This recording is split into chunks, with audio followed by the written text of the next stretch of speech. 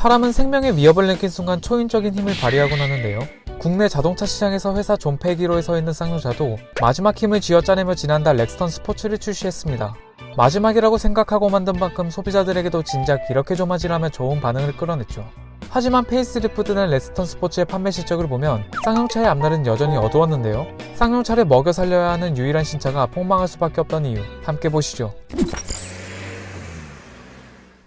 최근 국내 자동차 제조사의 4월 판매 실적이 공개되었는데요. 지난 4월 쌍용차는 내수시장에서 3,318대, 수출 1,063대를 포함해 총 4,381대를 판매했습니다.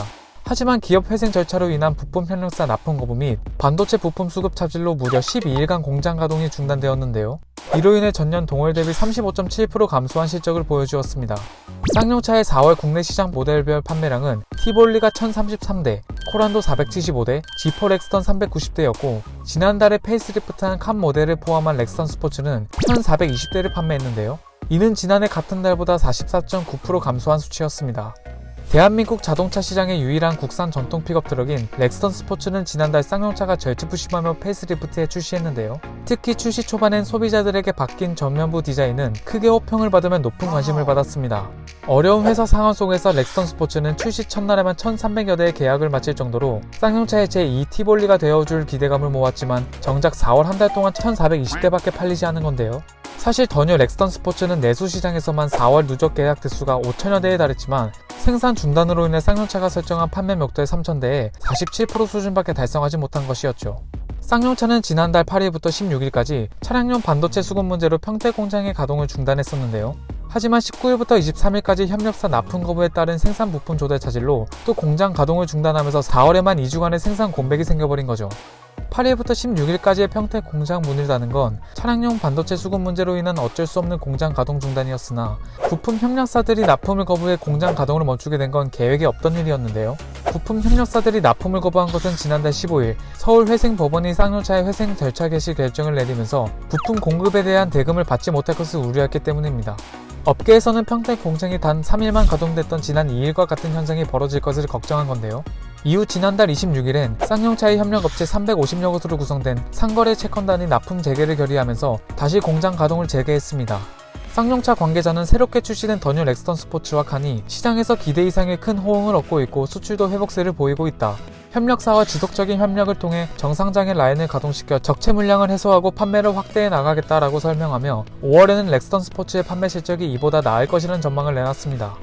더뉴 렉스턴 스포츠는 2,459만원부터 3,525만원의 가격대를 형성하고 있으며 취득세를 포함한 풀옵션 시 가격은 4,180만원 수준으로 꽤 높은 차값을 자랑하는데요. 기본 스포츠 모델의 롱바디 버전인 더뉴 렉스턴 스포츠 칸 모델은 2,876만원부터 3,829만원의 가격대를 보여주고 취득세를 포함한 풀옵션 시 가격은 4,500만원에 조금 못 미치게 됩니다.